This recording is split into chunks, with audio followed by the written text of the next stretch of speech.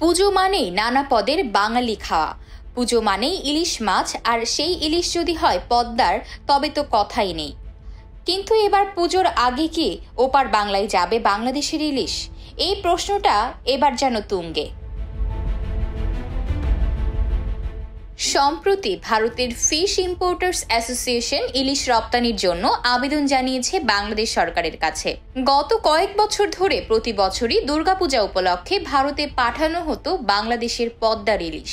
কিন্তু টানা ১.৫ দশক ক্ষমতায় থাকা আওয়ামী লীগ সরকারের পতনের পর সেই ধারাবাহিকতা বজায় না থাকার বিষয়টি এবার অনেকটাই নিশ্চিত। ইতোমধ্যেই বাংলাদেশের পক্ষ থেকে এবার ইলিশ দেওয়া হবে না বলেও ইঙ্গিত দেওয়া হয়েছে। এমন অবস্থায় ভারতের পক্ষ থেকে ইলিশ পাঠানোর আবদার করে বাংলাদেশের কাছে চিঠি পাঠানোর খবর পাওয়া গেছে। ভারতীয় সংবাদ মাধ্যম হিন্দুস্তান টাইমস বলছে, প্রতি বছর সেপ্টেম্বরের প্রথম সপ্তাহ থেকেই বাংলাদেশ থেকে ইলিশ যায় ভারতে। তবে এবার ইলিশ যাবে কিনা তা নিয়ে প্রশ্ন উঠেছে, কারণ বাংলাদেশের রাজনৈতিক পরিস্থিতির পরিবর্তন ঘটেছে। প্রতিবার শেখ হাসিনা সরকার ভারতে ইলিশ পাঠানোর ব্যবস্থা করত। হিন্দুস্তান টাইমস বলছে, গত ৫ বছর ধরে ইলিশ আমদানি হয়েছে বাংলাদেশ থেকে। এবারও সেই রীতি মেনে ভারতে ইলিশ পাঠানোর জন্য বাংলাদেশ সরকারের উপদেষ্টা তৌহিদ হোসেনের কাছে আবেদন করেছে ফিশ ইম্পোর্টার্স অ্যাসোসিয়েশন।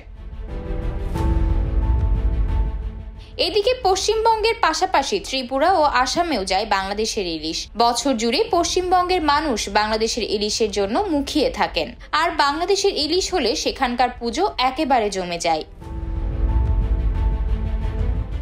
গত বছরও ১৩০০ মেট্রিক টন ইলিশ গিয়েছিল বাংলাদেশ থেকে। তবে এবার কতটা ইলিশ ভারতে যাবে কিংবা আদৌ যাবে কিনা তা নিয়ে এখনো কোনো নিশ্চয়তা মেলেনি। সংবাদ মাধ্যমটির দাবি, অনেকের মতে অন্তর্বর্তী সরকার আসার আগে থেকেই বাংলাদেশে ভারত বিরোধী বাতাস বইতে শুরু করেছে।